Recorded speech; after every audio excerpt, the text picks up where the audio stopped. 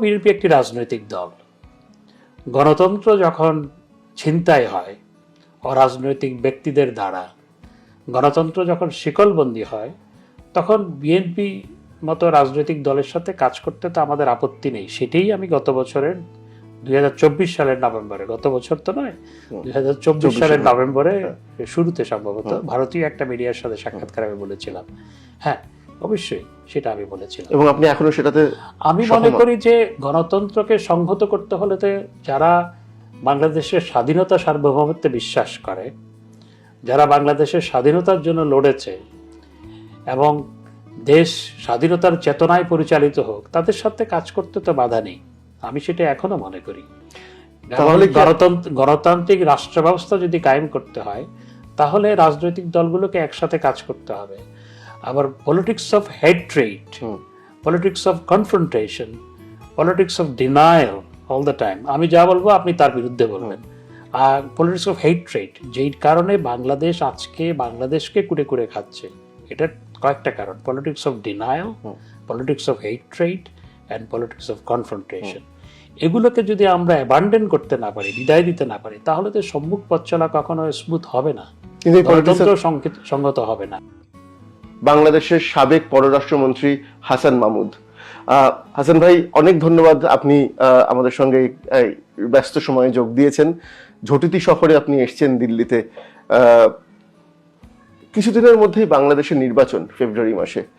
কি মনে হচ্ছে, নির্বাচন কি হবে? কারণ অনেকে, আপনাদেরই অনেকে বলছেন যে শেষ পর্যন্ত হয়তো নির্বাচন হবে না।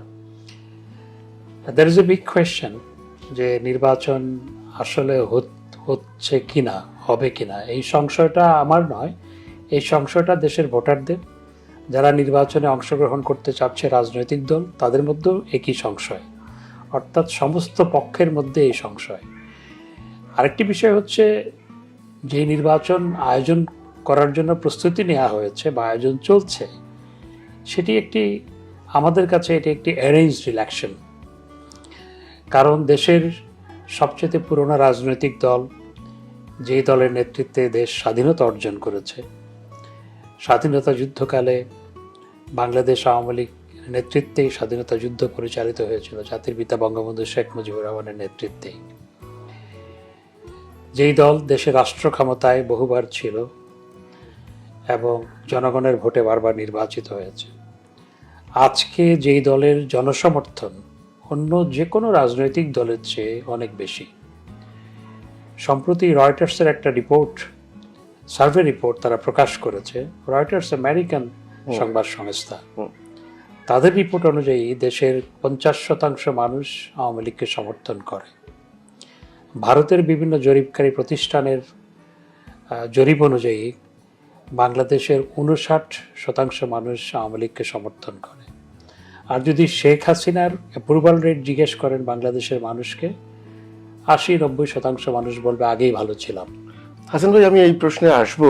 আপনি শেখ হাসিনার অ্যাপ্রুভাল রেটের কথা জিজ্ঞেস বলছিলেন, তার আগে আমি একটা জায়গায় আসি। আপনি এক্ষুনি বললেন যে এটা একটা অ্যারেঞ্জড ইলেকশন, যেখানে আওয়ামী লীগের মতো একটা দল, রাজনৈতিক দল, যারা এই ইলেকশনে পার্টিসিপেটই করতে পারছে না। কিন্তু এই অভিযোগ তো আপনাদের বিরুদ্ধে এর আগে একাধিকবার উঠেছে। আমি আগে আমার উত্তরটা দিয়ে নিই। অর্থাৎ প্রেজেন্ট ইলেকশন কনটেক্সটে সেটি হচ্ছে, এবং সেই ইলেকশনে আওয়ামী লীগকে নির্বাচন করতে দেয়া হচ্ছে না। আওয়ামী লীগের প্রতীক, যেই প্রতীকে ভোট দেওয়ার প্রেক্ষিতে নৌকা মার্কায় ভোট দিয়েছিল 70 সালে বাংলাদেশের মানুষ, এবং জাতির পিতা বঙ্গবন্ধু শেখ মুজিবুর রহমান পাকিস্তানের মেজরিটি পার্টির নেতা নির্বাচিত হয়েছিলেন, তার কাছে ক্ষমতা হস্তান্তর করা হয়নি। সেই প্রেক্ষিতে বাংলাদেশে স্বাধীনতা সংগ্রাম, স্বাধীনতা যুদ্ধ হয়েছে, আপনি সেই প্রতীকটাই আপনি রাখেন নাই। যেই দলের নেতৃত্বে দেশ স্বাধীন হয়েছে, সেই দলকে আপনি কার্যত কার্যক্রম বন্ধ, মানে কার্যত আওয়ামী লীগকে বন্ধ করে রাখা হয়েছে, নিষিদ্ধ করে রাখা হয়েছে। অর্থাৎ দেশের 50-70% মানুষ, আমি ধরে নিলাম, কমটাই ধরলাম, 50%, এর বাইরে আবার 14 দলের সমর্থন আছে। জাতীয় পার্টিকে এমনভাবে হাত পা বেঁধে নির্বাচন করার জন্য সুযোগ দিয়েছে, দেয় নাই, এ অবস্থায় তো তো সব মিলিয়ে তো একেবারে কমপক্ষে হলো 60% মানুষ, 60% মানুষ যে রাজনৈতিক দল বা এই রাজনৈতিক দলগুলোকে সমর্থন করে তাদেরকে নির্বাচনে অংশগ্রহণ করা বিরত রেখে করতে না দিয়ে যে নির্বাচন, সেটাতে অ্যারেঞ্জড ইলেকশন, ভাগ বাটোয়ারার নির্বাচন। সুতরাং এই ভাগ বাটোয়ারার নির্বাচন সেটিও হবে কিনা সে নিয়ে এখনো সন্দেহ।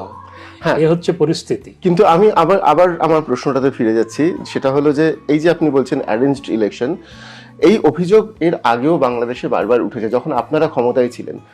আমি বাংলাদেশের একেবারে প্রথম সারির একটি সংবাদপত্র, সেখানে একটি রিপোর্ট দেখেছি, সেখানে লেখা হচ্ছে যে যারা প্রশাসনে ছিলেন সেই সময়তে, আপনাদের যে যারা প্রশাসনে ছিলেন, পুলিশে যারা ছিলেন, তারাই এখন অভিযোগ করছেন যে 18 সালের নির্বাচন তো রাত 10টা থেকে ভোর 3টের মধ্যে হয়েছে, সেখানে গিয়ে মাঝরাত্রিরে ছাপ্পা মেরে চলে আসা হয়েছে, এবং পরের দিন সকালে যখন জনগণ ভোট দিতে গেছেন তারা গিয়ে দেখেছেন তাদের ভোট পড়ে গেছে। এই ঘটনা তো ইতিহাসে রয়েছে। দেখুন, বাংলাদেশে যেই সমস্ত নির্বাচন নিয়ে 14 সালের নির্বাচন, 18 সালের নির্বাচন বা 24 সালের নির্বাচন, যেগুলো নিয়ে প্রশ্ন তোলা হচ্ছে, সেই সমস্ত নির্বাচনে কোনো রাজনৈতিক দলকে নির্বাচনে অংশগ্রহণ করতে বারণ করা হয়নি। কোনো রাজনৈতিক দলের নির্বাচন করার ক্ষেত্রে নিষেধাজ্ঞা ছিল না। 14 সালের নির্বাচন বিএনপি, জামাত সহ অন্যরা বর্জন করেছিল। তাদেরকে নির্বাচনে অংশগ্রহণ করার ক্ষেত্রে কোনো বারণ ছিল না, কোনো নিষেধাজ্ঞা আরোপ করা হয়নি। বরং জননেত্রী শেখ হাসিনা, তৎকালীন প্রধানমন্ত্রী, তৎকালীন বিরোধী দলীয় নেত্রী বেগম খালেদা জিয়ার সাথে তিনি ফোনে কথা বলেছিলেন নির্বাচনে অংশগ্রহণ করার আহ্বান জানিয়ে। এবং 18 সালের নির্বাচনে বিএনপি সহ অন্যান্য রাজনৈতিক দলগুলো অংশগ্রহণ করেছিল। 24 সালের নির্বাচনেও কোনো রাজনৈতিক দলের অংশগ্রহণ করার ক্ষেত্রে কোনো বাধা ছিল না, কোনো বারণ করা হয়নি, কোনো নিষেধাজ্ঞা ছিল না। হ্যাঁ, নির্বাচনে ভোট কিরকম হয়েছে সে নিয়ে অভিযোগ। এখন অভিযোগটা ভিন্ন। এখন অভিযোগ হচ্ছে আপনাকে নির্বাচনেই অংশগ্রহণ করতে দেওয়া হচ্ছে না, এবং আপনি সেটা হচ্ছে নির্বাচন নিয়ে অভিযোগ। সেই নির্বাচন নিয়ে অভিযোগ ভারতবর্ষ হয়। সেই নির্বাচন নিয়ে যে নির্বাচনে ছাপ্পা মারা হয়েছে, নির্বাচনে এই হয়েছে সেই হয়েছে, আমার ভোট আরেকজনে দিয়ে ফেলেছে, এই অভিযোগ ভারতবর্ষ হয়। এই অভিযোগ আমেরিকাতেও হয়। আমেরিকাতেও এই অভিযোগ হয়। তার মানে আপনি বলছেন যে যেই অভিযোগগুলো উঠেছে তার মানে তার সত্যতাও আছে? না, সেই অভিযোগগুলো সত্যতা মিথ্যাটা যাচাই বাছাই করা বা নিরূপণ করার দায়িত্ব আমার নয়। অভিযোগ উঠেছে, এটা সত্য, সেই অভিযোগগুলো উঠেছে, কিন্তু সেই অভিযোগগুলো বিভিন্ন দেশে হয়। ভারতবর্ষে আজকে গণতন্ত্র আজকে 75 বছরের বেশি পুরনো, পৃথিবীর বৃহত্তম গণতান্ত্রিক দেশ, সবচেয়ে বেশি মানুষ এই দেশে ভোট দেয়, এখানেও সেই অভিযোগ উঠে। সেখানে যে অনিয়ম হয়নি আমি সেটি বলছি না, অবশ্যই অনিয়ম কোনো ক্ষেত্রে হয়েছে। যেমন আমার নির্বাচনী এলাকায় তো কোনো রাতের আধারে ভোট হয়নি। হাসান ভাই আমি এই জায়গাটাতেই আসতে চাইছি। আসলে এই যে আপনি বললেন যে এইরকম অভিযোগ তো ওঠেই, এবং সেটাকে পুরোপুরি মিথ্যা এরকম ভাবার কোনো কারণ নেই। আপনার নিজের কেন্দ্রের উদাহরণ দিলেন যে কোনো জায়গায় হয়েছে, আপনার কেন্দ্রে হয়নি। হ্যাঁ, এবং সেখানে আপনি বলছেন যে ঠিকভাবে নির্বাচন হয়েছে। আপনার কি কোথাও মনে হয় এই কথাটা যে আজকে আপনাদের যেই পরিস্থিতি, আজকে আওয়ামী লীগের যেই পরিস্থিতি, এর জন্য আসলে আওয়ামী লীগ অনেকটা দায়ী? এই যে দীর্ঘদিন ধরে বিভিন্ন রকমের অভিযোগ তাদের বিরুদ্ধে উঠেছে, সেটাকে যদি ঠিক মতো সময় মতো ট্যাকেল করা যেত তাহলে আজকে আপনাদের এই পরিস্থিতি হতো না। দেখুন, আমাদেরকে ক্ষমতা থেকে সরানোর জন্য পরিকল্পনা 2012 সাল থেকে, ইনফ্যাক্ট 2009 সালে সরকার গঠন করার পর থেকেই আওয়ামী লীগকে সরকার থেকে হটানোর পরিকল্পনা ছিল। যারা আওয়ামী লীগকে রাষ্ট্র ক্ষমতায় চায় না, যে আন্তর্জাতিক শক্তি, দেশীয় শক্তি আওয়ামী লীগ রাষ্ট্র পরিচালনা করুক, ক্ষমতায় থাকুক, সেটা চায় না। যেই আপনার ফ্যানাটিক ফোর্স, যারা বাংলাদেশ একটি অসাম্প্রদায়িক দেশ থাক, হিন্দু মুসলিম বৌদ্ধ খ্রিস্টান সবার মিলিত রক্তস্রোতের বিনিময়ে যে স্বাধীনতা এসেছে, সেই দেশকে একটি সাম্প্রদায়িক রাষ্ট্র বানাতে চায়। যে সাম্প্রদায়িক অপশক্তির বিরুদ্ধে আমরা 2008 সালের ধস নামানো বিজয়ের মাধ্যমে সরকার গঠন করেছিলাম, সেই অপশক্তি তো সবসময় চেয়েছে যে আমরা যেন ক্ষমতা থেকে বিদায় নিই।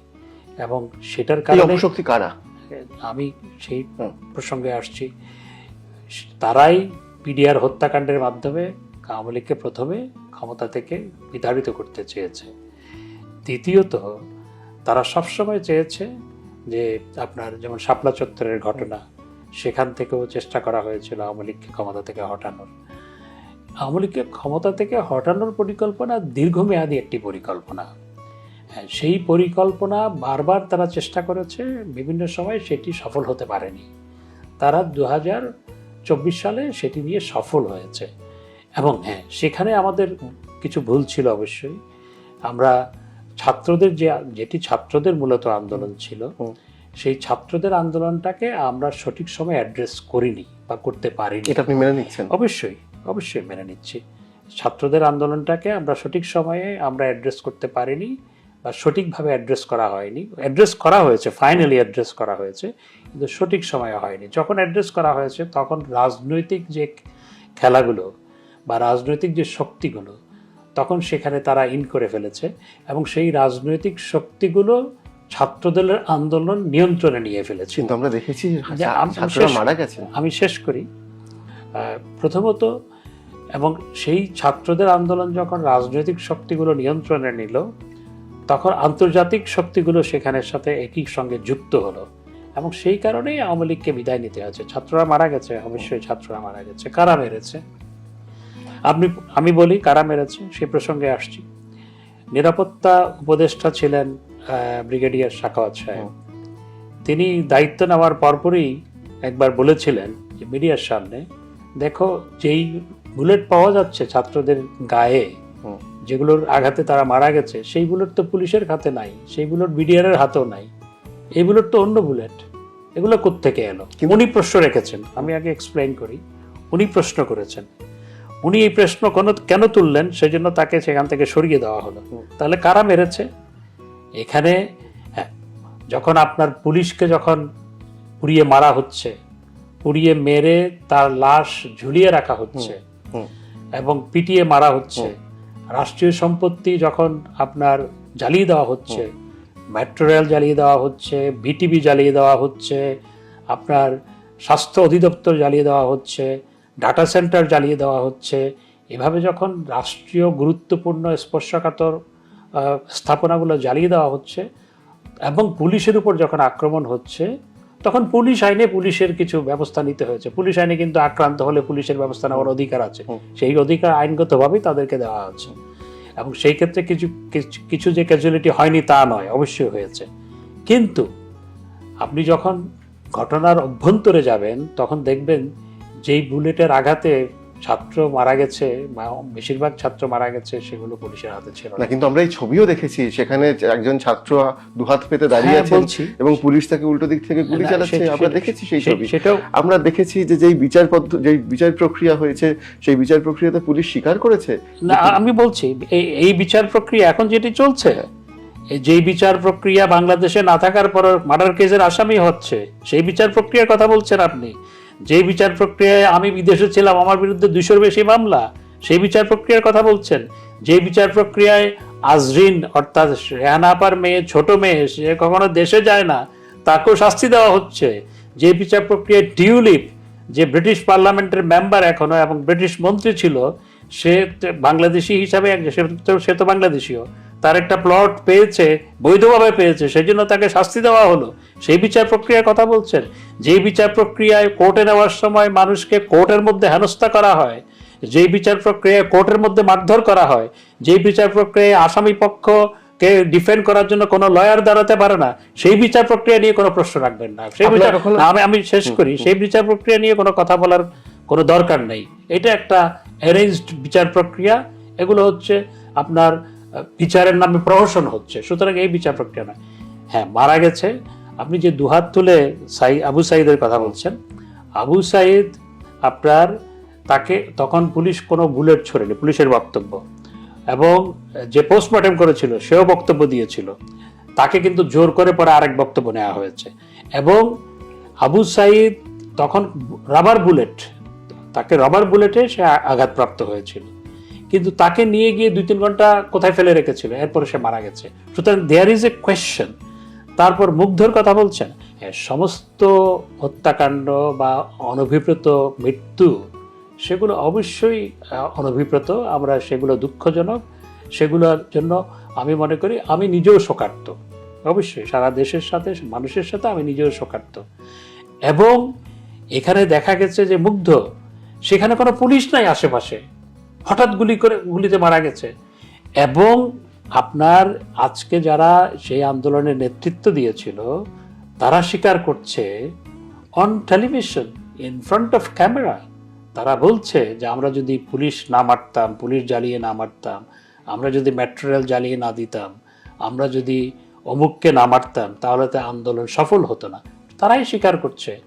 ডক্টর মোহাম্মদ ইউনূস সাহেব, with all the respect to him, কারণ আমাকে আমার পরিবার ও এল্ডারলিকে শ্রদ্ধা সম্মান জানানোর শিক্ষা দিয়েছেন, আমার নেত্রী জননেত্রী শেখ হাসিনাও গুরুজনদের আপনার সম্মান জানানোর শিক্ষা আমাকে দিয়েছেন। তিনি আমার 25 বছরের বড় হবে, তো তাকে আমি সম্মান জানিয়েই বলছি। তিনি আমেরিকায় গিয়ে বলেছেন, it was meticulous designed for long time, উনি নিজে বলেছেন। তো সুতরাং দিস অল আর একটা ডিজাইনের অংশ ছিল। সুতরাং এখানে আপনার এবং হত্যাকাণ্ডের সংখ্যায় গরমিল। প্রথমে যখন বলা হলো আন্দোলনের পরপর, তারা আন্দোলনের সফল হওয়ার পর বলল যে 400 জন মারা গেছে, কদিন পরে শুনলাম 800 জন মারা গেছে, কদিন পরে শুনলাম 1400 জন মারা গেছে, কদিন পরে শুনলাম 2000 জন মারা গেছে। আমি শেষ করি, তাহলে আপনার প্রশ্ন করতে সুবিধা হবে। তারপর কি বলল? তারপর বলল যে সরকার গেজেট নোটিফিকেশন করলো 800 জনের, এবং 800 জনের মধ্যে দেখা গেল অ্যাক্সিডেন্টে মারা গেছে, কার অ্যাক্সিডেন্টে মারা গেছে, বাস অ্যাক্সিডেন্টে মারা গেছে, পানিতে পড়ে মারা গেছে, 2 ভাইয়ের মারামারিতে মারা গেছে, তাদের নামও আছে। হাসান ভাই, এই অভিযোগগুলো আপনারা একাধিকবার করেছেন, কিন্তু আজকে আপনি যেটা বললেন সেটা আমার কাছে খুব ইন্টারেস্টিং, যে আপনারা যেইভাবে ঘটেছে গোটা ঘটনা সেটা অন্যভাবেও হ্যান্ডেল করা যেত, এই কথাটা আপনি আজকে বললেন এবং আপনি দুঃখ প্রকাশ করলেন। এটা আমার কাছে নতুন। আর বাকি যেই অভিযোগ এবং পাল্টা অভিযোগ আমরা গত 1.5 বছর ধরে দেখে আসছি, একদিকে আপনারা যেই অভিযোগ করছেন, অন্যদিকে যারা এখন কনভিক্টেড, যারা অ্যারেস্ট হয়েছেন তারা আরেক রকমের কথা বলছেন। আপনি বলছেন যে যিনি পোস্টমর্টম করেছেন তাকে এখন ভয় দেখিয়ে উল্টো কথা বলানো হচ্ছে, 3 বার বলানো হয়েছে তাকে। আবার যারা সেটা রেকর্ড করছেন তারা বলছেন আপনারা যখন ছিলেন তখন তাকে ভয় দেখানো হয়েছিল, তাই তিনি সত্যি কথা বলতে পারেননি। সুতরাং এই অভিযোগ পাল্টা অভিযোগ চলতেই থাকবে। কিন্তু এই গোটা পরিস্থিতির মধ্যে আপনি এর আগে একটা কথা বলছিলেন, 2012 সাল থেকে আপনাদেরকে চেষ্টা করা হয়েছে আওয়ামী লীগকে ক্ষমতা থেকে সরানোর। 2009 সাল থেকে আপনি 12 সাল বললেন, সেই জন্য আমি সেটাকে উদ্ধৃত করলাম, একেবারে সম্মিলিত ডিজাইন আপনি বলছিলেন। তো এই পরিস্থিতিতে যেটা আমার আপনার কাছে প্রশ্ন, সেটা হচ্ছে যে এখানে কি আপনি সরাসরি আঙুল তুলছেন বিএনপির দিকে? এবং আমার আরো একটা প্রশ্ন, যদি বিএনপির দিকে আঙুল তোলেন, কিছুদিন আগেই গত নভেম্বর মাসে আপনি একটা সাক্ষাৎকার দিয়েছেন, আমি সেই সাক্ষাৎকারটা পড়েছি, এবং সেই সাক্ষাৎকারে আপনি বলেছেন যে বাংলাদেশে যদি কোট আনকোট গণতন্ত্র ফেরাতে হয় তাহলে বিএনপির সঙ্গে কথা বলতেও আপনাদের কোনো আপত্তি নেই। যেটা আমি আওয়ামী লীগের আরো বহু নেতা নেত্রীর সঙ্গে কথা বলেছি, নিয়মিত কথা বলেছি, আপনি ছাড়া এই কথা এত সহজে এবং এত স্পষ্টভাবে আর কারোর কাছে কিন্তু আমি শুনিনি। প্রথমত বিএনপি তো আমাদের বিরুদ্ধে আন্দোলন করেছে, এটা তো স্পষ্ট। আমাদেরকে ক্ষমতা থেকে বিদায় দেওয়ার জন্য, আমাদেরকে ক্ষমতা থেকে টেনে নামানোর জন্য জামাত সহ অন্যদের সাথে মিলে, জামাত এবং অন্যান্য যে সমস্ত আপনার সাম্প্রদায়িক শক্তি আছে তাদের সাথে মিলে তারা আন্দোলন করেছে। এটা তো প্রথম থেকেই একেবারে পুরো সময় জুড়েই তো সেটা ছিল। এরপরও বিএনপি একটি রাজনৈতিক দল। গণতন্ত্র যখন ছিনতাই হয় অরাজনৈতিক ব্যক্তিদের দ্বারা, গণতন্ত্র যখন শিকলবন্দি হয়, তখন বিএনপি মতো রাজনৈতিক দলের সাথে কাজ করতে তো আমাদের আপত্তি নেই। সেটাই আমি গত বছরের 2024 সালের নভেম্বরে, গত বছর তো নয়, 2024 সালের নভেম্বরে শুরুতে সম্ভবত ভারতীয় একটা মিডিয়ার সাথে সাক্ষাৎকারে আমি বলেছিলাম। হ্যাঁ, অবশ্যই সেটা আমি বলেছিলাম, এবং আপনি এখনো সেটাতে আমি মনে করি যে গণতন্ত্রকে সংহত করতে হলে তো যারা বাংলাদেশের স্বাধীনতা সার্বভৌমত্বে বিশ্বাস করে, যারা বাংলাদেশের স্বাধীনতার জন্য লড়েছে এবং দেশ স্বাধীনতার চেতনায় পরিচালিত হোক, তাদের সাথে কাজ করতে তো বাধা নেই। আমি সেটা এখনো মনে করি। গণতান্ত্রিক রাষ্ট্র ব্যবস্থা যদি কায়েম করতে হয় তাহলে রাজনৈতিক দলগুলোকে একসাথে কাজ করতে হবে। আবার politics of hatred, politics of confrontation, politics of denial all the time, আমি যা বলবো আপনি তার বিরুদ্ধে বলবেন, আর পলিটিক্স অফ হেট্রেড, যেই কারণে বাংলাদেশ আজকে বাংলাদেশকে কুড়ে কুড়ে খাচ্ছে, এটার কয়েকটা কারণ: politics of denial, politics of hatred and politics of confrontation. এগুলোকে যদি আমরা অ্যাবান্ডন করতে না পারি, বিদায় দিতে না পারি, তাহলে তো সম্মুখ পথ চলা কখনো স্মুথ হবে না, কিন্তু এই গণতন্ত্র সংগত হবে না। কিন্তু এই পলিটিক্স অফ হেট্রেড এবং পলিটিক্স অফ ডিনায়াল, এই অভিযোগ তো আপনাদের বিরুদ্ধে একাধিক সময় এসেছে। বিরোধীরা বারবার বলেছে যে আওয়ামী লীগ বিরোধীদের কোনো স্পেস দেয় না, তাদের নির্বাচনে লড়তে পারেনি। দেখুন, নির্বাচনে লড়ার জন্য তো কাউকে বাধা দেওয়া হয়নি। 14 সালের নির্বাচনে আমরা সবাইকে আহ্বান জানিয়েছিলাম। জননেত্রী শেখ হাসিনা মরহুমা বেগম খালেদা জিয়ার সাথে তিনি নিজে টেলিফোনে কথা বলেছেন, গণভবনে আমন্ত্রণ জানিয়েছিলেন, যদিও তিনি সেটি প্রত্যাখ্যান করেছিলেন। আমরা সবসময় চেয়েছি সব রাজনৈতিক দল নির্বাচনে অংশগ্রহণ করুক, কিন্তু তারা বলেছে তত্ত্বাবধায়ক সরকার অধীনে ছাড়া নির্বাচন করবে না। কিন্তু তখন তত্ত্বাবধায়ক সরকার ব্যবস্থা বিলুপ্ত হয়েছিল 15 অ্যামেন্ডমেন্টের মাধ্যমে। তো সুতরাং সেটা তো আবার ফিরিয়ে আনা সম্ভবপর ছিল না। তো তারা নির্বাচনে অংশগ্রহণ করে, কাউকে নির্বাচনে অংশগ্রহণ করতে তো বাধা দেওয়া হয়নি।